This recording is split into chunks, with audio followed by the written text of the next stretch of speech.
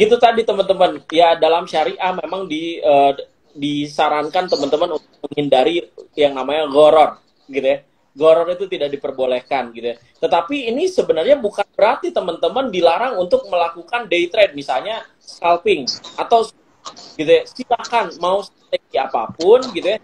Selama tadi tidak melanggar fatwa DSN MUI nomor 80, di mana teman-teman tidak boleh, gitu ya, membeli saham yang tidak syariah dan tidak boleh melakukan transaksi yang dilarang. Selama itu dipatuhi, teman-teman mau pakai strategi apa aja boleh, ya. Mau day trade, mau misalnya trade mingguan, mau trade misalnya bulanan, terus balikin lagi ke teman-teman. Selama cuan lakukan saja, dan itu pun selama tadi tidak melanggar atau misalnya masih mematuhi prinsip-prinsip syariah, khususnya fatwa DSN 80. Demikian. Oke, jadi teman-teman nggak ada, sebenarnya nggak ada, teman-teman mau jual jangka pendek pun nggak ada masalah, tapi pastikan tadi kata Mas Dedi tidak ada istilah goror. Jadi tidak boleh teman-teman misal beli saham ABCD karena katanya A, katanya B, lihat influencer A, influencer B, tapi pastikan sesuai analisis. Atau kalau mau jangka panjang ya pakai fundamental, kalau mau technical ya mau jangka pendek pakai technical. Harus tahu bagaimana cara membaca chart, volume dan sebagainya. Oke Mas Dedi, tadi kan sudah ada istilah bahwa ada saham-saham yang syariah dan tidak syariah. Karena screening tadi, apakah mungkin saham yang sebelumnya syariah itu menjadi saham non syariah, dan bagaimana kita sebagai investor menyikapinya ketika saham kita yang kita miliki di portofolio keluar dari daftar efek syariah? Silakan Mas Dedi. Ya, ini sepakat teman-teman. Karena memang ini konsekuensi daftar efek syariah itu nggak didiemin, gitu ya. Dia diperiksa, dia lagi. Apakah dia masih layak jadi saham syariah atau enggak? Sebagai konsekuensinya, maka satu saham bisa jadi dia keluar dari saham syariah, atau sebaliknya ada satu saham yang tadinya tidak syariah akhirnya dia masuk, gitu ya, ke dalam daftar efek syariah. Ini sangat mungkin. Kenapa? Selama 6 bulan itu dipantau, gitu ya, 6 bulan dipantau, nggak didiemin, 6 bulan lagi pantau lagi masih layak atau enggak. Makanya daftar efek syariah itu berubah-ubah, karena bisa jadi ada satu saham yang memang tidak layak lagi, ya pasti dikeluarkan, atau ada saham yang sekarang menjadi layak, misalnya dia sudah IPO, kemudian dia juga sudah merestrukturisasi utangnya, kemudian juga secara bisnisnya baik, ya berarti kalau memenuhi syarat masuk dong, gitu ya. Jadi kita terbuka saja. Makanya teman-teman, kalau misalnya saya punya saham yang tidak syariah lagi, gimana gitu ya, tidak usah panik, gitu ya. Tidak usah panik. Kenapa? Karena saham Anda nggak akan kemana-mana, gitu ya. Jadi baik bursa Indonesia maupun MNC tidak akan memaksa Anda untuk menjual sebenarnya. Kami hanya menghimbau teman-teman, kalau misalnya sahamnya udah keluar, jual aja deh, cari saham syariah yang lain, pilihannya banyak. Tetapi, Pak, saya udah bucin banget sama saham ini, gimana lagi? Ya silakan. Biasanya kita menyediakan rekening yang reguler. Jadi sekuritas itu menyediakan rekening yang reguler buat apa? Buat menampung saham keluar dari daftar efek syariah, dan kita sebagai investor nggak mau jual. Jadi jual atau tidak jual itu semua keputusan teman-teman. Walaupun DSN MUI, Bursa Efek Indonesia, MNC, siapapun menyarankan jual aja, cari saham syariah yang lain, itu bukan pemaksa. Itu bukan pemaksa. Jadi semua kembali kepada Anda. Demikian. Oke, jadi teman-teman tadi ya, sebenarnya kita memang diwajibkan, bahkan setiap kuartal minimal ya, kita melakukan analisis yang terhadap saham-saham yang kita miliki, apakah memang performanya bagus atau tidak. Selain itu juga, tadi bahwa kita harus aware bahwa saham-saham yang sudah masuk ke dalam indeks syariah itu nanti akan diseleksi terus, akan direview terus 2 kali dalam setahun. Jadi teman-teman, kalau teman-teman tahu ya, ada daftar efek syariah itu nanti diupdate di Mei dan November. Itu nanti setelah 10 hari aktif baru teman-teman bisa, jadi ada waktu 10 hari gitu ya, setelah aktif yang misalnya ada sahamnya yang berubah jadi non syariah bisa dijual, tapi itu pun bukan berupa perintah gitu ya. Teman-teman dikembalikan ke masing-masing apakah mau dijual ataukah mau tetap di hold di portofolionya, tapi nanti akan ditaruh di portofolio yang terpisah. Jadi terpisah antara yang reguler dan juga syariah. Oke Mas Dedi, mungkin sekarang kita akan sedikit looking forward lah. Kira-kira menurut Mas Dedi, bagaimana sih potensi pasar modal syariah ke depannya? Apakah pasti ya kita harapannya akan lebih bagus, tapi kira-kira apakah ada mungkin mimpi dari Mas Dedi teman-teman bagaimana pasar modal syariah ke depannya lebih bagus seperti itu? Silakan Mas Dedi. Sebenarnya kita selalu ya, selama teman-teman gini, kalau misalnya kita lihat pasar modal syariah kita, alhamdulillah masih mendominasi.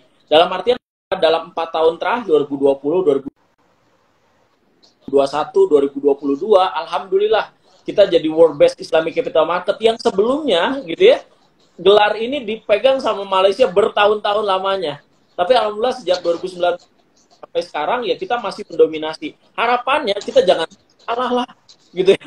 Masa iya gitu ya, Indonesia gitu ya, jumlah penduduknya paling banyak gitu ya, pasar modalnya di Asia udah mulai namanya punya posisi bahkan di Asia Pasifik gitu ya, kinerjanya bagus, emitennya bagus-bagus gitu ya, masa iya kalah lagi gitu kan? Kalau boleh dibilang mah ya 4 tahun sebenarnya masih kurang. Kalau bisa mah 10 tahun kita terus-terusan world best Islamic.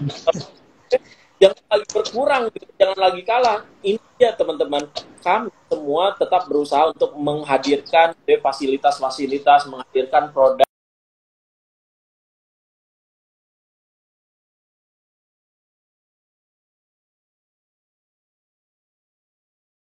Paling sebenarnya udah cukup baik. Ya. Perkembangannya udah cukup baik. Jumlah investornya bertambah, emiten juga bertambah. Nah, tinggal sebenarnya teman-teman karena memang sudah banyak pilihan, tinggal teman-teman tentukan pilihan atau misalnya membentuk portofolionya yang bagus.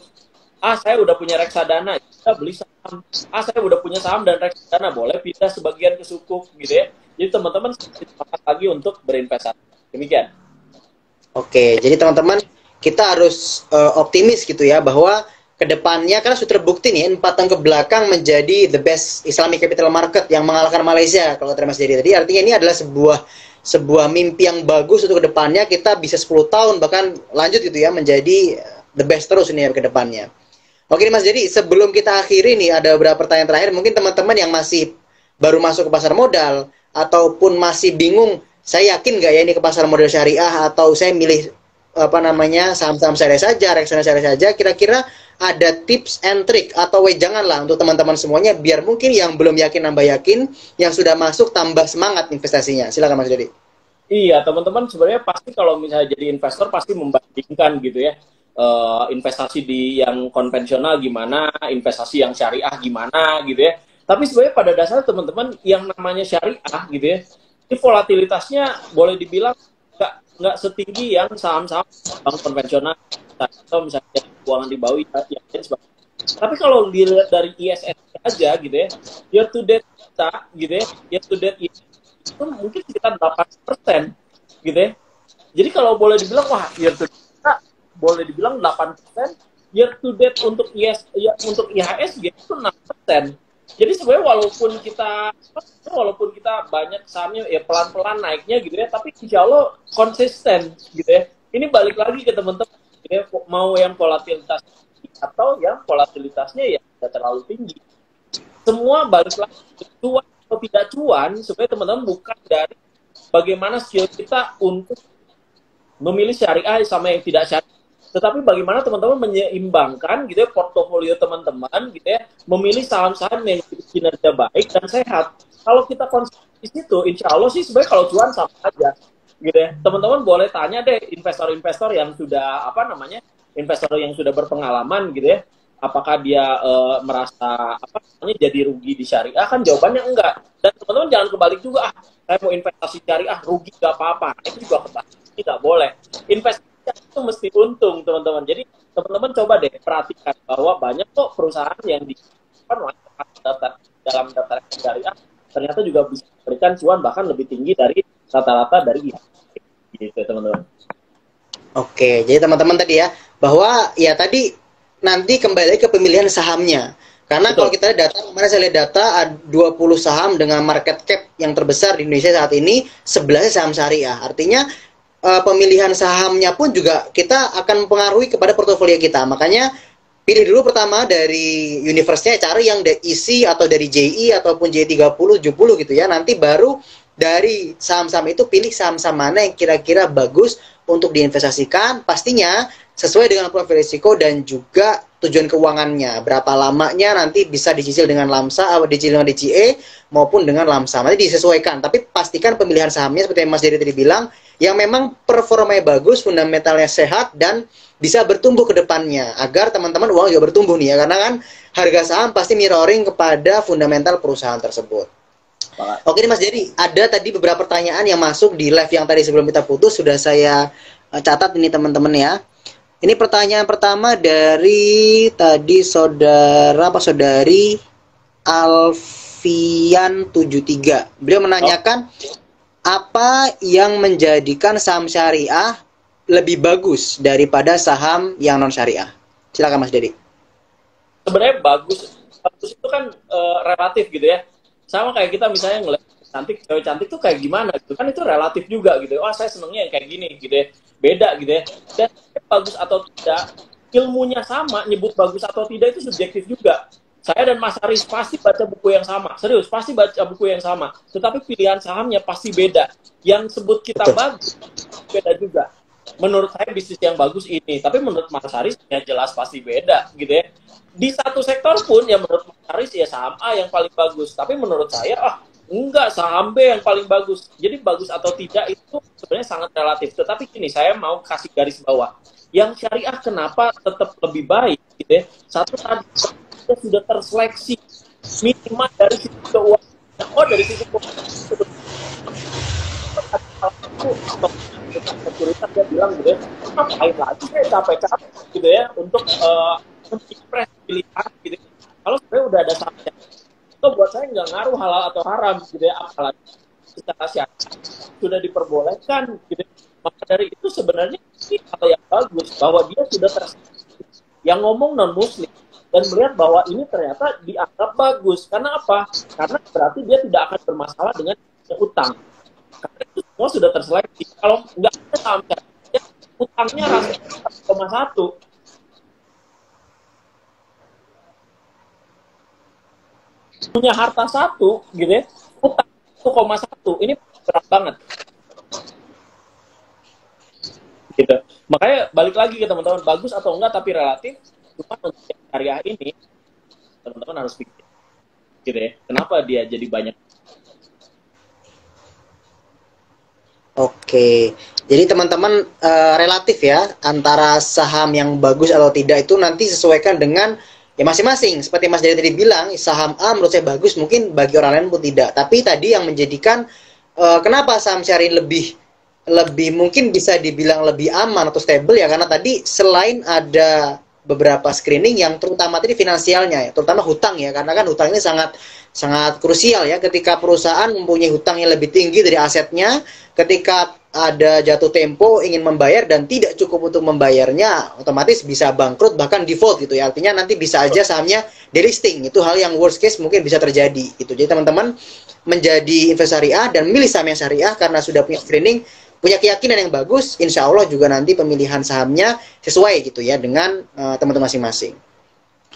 Oke Mas Dedi, dari pertanyaan sebelumnya dari saudara dari Agus 3_3, beliau menanyakan apa yang dimaksud dengan DES. Nah, silakan Mas Dedi. Tadi sudah kita bahas sedikit Mas Dedi ya. Ya, DES itu singkat daftar efek syariah. Isinya keputusan dari OJK atas saham yang tercatat bursa Indonesia yang masuk ke dalam saham syariah, kategori saham syariah. Waktu dulu DES zaman dulu itu ada reksadana syariah, ada juga, tapi DES yang sekarang biasanya kalau kita lihat fokusnya ke saham syariah. Memang teman-teman juga bisa lihat ya, tercatat juga ada. Ini sebenarnya membuka kita bahwa perusahaan publik juga ada yang syariah, tetapi kan dia tercatat bursa efek dia maka kita membeli teman-teman itu dia buat digunakan bursa efek Indonesia untuk menghasilkan yang namanya. Jadi kalau kita lihat yes, ini sumbernya dari daftar efek gitu ya. Nah mungkin kita punya aktivitas gitu ya untuk daftar efek syariah oleh OJK. Oke, jadi DES itu singkatan ya teman-teman ya, bukan nama makanan, bukan nama minuman, tapi daftar efek syariah yang diseleksi oleh OJK. Jadi yang seleksi bukan IDX, tim Mas Dedi bukan MNC Sekuritas bukan, tapi ada OJK yang nanti bekerjasama kompromi dengan DSN MUI, yang mana memang mereka sudah expert di bidangnya, memilih dan memilah mana saham-saham yang memang sesuai dengan karakteristik saham syariah, yang mana tadi ada business screening, ada financial screening. Semoga teman-teman nanti bisa cek aja di www.ojk.go.id, nanti ada di sana daftar efek syariah. Oke nih Mas, pertanyaan terakhir mungkin untuk menutup live kita pada malam hari ini dari Saudara Ardi Wahyuni. Assalamualaikum Mas, kalau mau beli saham IPO, melihat syariah atau tidaknya bagaimana? Terima kasih Mas Dedi, silakan. Ya, ini memang ya memang jadi teman-teman gini. Kalau misalnya gitu ya untuk mencari saham yang IPO, ini saham IPO itu baru ketahuan dia syariah atau enggak pas pernyataan efektif. Kadang-kadang itu book buildingnya bahkan udah jalan gitu ya. Nah, ini kita nggak bisa gimana-gimana karena tadi penentuan daftar efek syariah dilakukan OJK. Jadi kita baru tahu perusahaan ini syariah atau enggak gitu ya ketika OJK menyampaikan pernyataan efektif, mengeluarkan rilis untuk pernyataan efektif. Jadi sebenarnya teman-teman untuk sementara gimana? Nah, teman-teman lihat boleh sebenarnya lihat dulu aja. Kira-kira perusahaan ini bisnisnya halal atau enggak? Boleh dibeli dulu. Tapi kalau teman-teman yang misalnya bisnisnya yang IPO ini adalah bank konvensional, ya tetap jangan dibeli lah. Karena kita udah tahu bisnisnya nggak ini, apa namanya, bisnisnya tidak syariah. Bagaimana kalau nanti pas ternyata, apa namanya, udah pesen, ternyata udah dapet gitu ya, udah dikasih jatah, ternyata tidak syariah. Yaitu tadi, kena mekanisme yang tadi ketika sahamnya tidak syariah, maka silakan dijual, kemudian tinggal cari apa namanya saham syariah yang lain gitu teman-teman. Jadi melakukan switching aset gitu ya. Jadi sahamnya diganti yang tadinya saham A yang tidak syariah diganti ke yang apa yang tidak syariah diganti ke yang syariah. Intinya sih itu saja teman-teman semua. Jadi ini teman-teman nggak usah pusing lagi. Kalau selama IPO mau ikutan di IPO ya silakan aja kalau bisa. Oke, jadi teman-teman benar ya kata Mas Dedi bahwa terkait saham IPO ini memang kadang kebanyakan yang sering terjadi kan karena oh ini sahamnya akan naik dan sebagainya. Tapi kan kita harus, karena kita investor syariah, harus basisnya analisis. Tadi apakah kira-kira sahamnya ini bisnisnya bagaimana? Kalau sudah yakin dengan bisnisnya baru kita bisa beli sahamnya ketika big building atau penawaran umum gitu ya. Tapi kalau memang kita lihat ya bahwanya sahamnya oke, bisnisnya oke, tapi kan kita bisa cek tuh dari prospektus bagaimana hutangnya, bagaimana pendapatan non halalnya, teman-teman bisa cek aja di sana. Tapi yang pasti lebih bagus kita menunggu edaran dari OJK yang menunjukkan bahwa saham tersebut syariah atau tidak. Jadi teman-teman pastikan tidak ada spekulasi ya, tidak ada gharar, karena pastinya gharar itu tadi spekulasi menuju ke hal-hal yang tidak sesuai dengan syariah, karena nanti bisa menjadi bumerang teman-teman semuanya. Jangan-jangan karena spekulasi kata orang akhirnya malah sahamnya turun terus gitu ya. Oke Mas, jadi pertanyaan tadi menutup dari live kita malam ini. Sudah nggak terasa sudah hampir 1 jam kita ngobrol nih Mas. Jadi maaf ya teman-teman, tadi di pertengahan ada sedikit kendala. Semoga kedepannya nanti kita bisa terus Mas Dedi bisa apa namanya menemani kita lah dalam sharing, dalam mengedukasi teman-teman semuanya bisa lebih paham, lebih aware tentang oh ini ada pasar modal syariah, ada saham-saham syariah, ada produk-produk yang memang sesuai dengan prinsip syariah.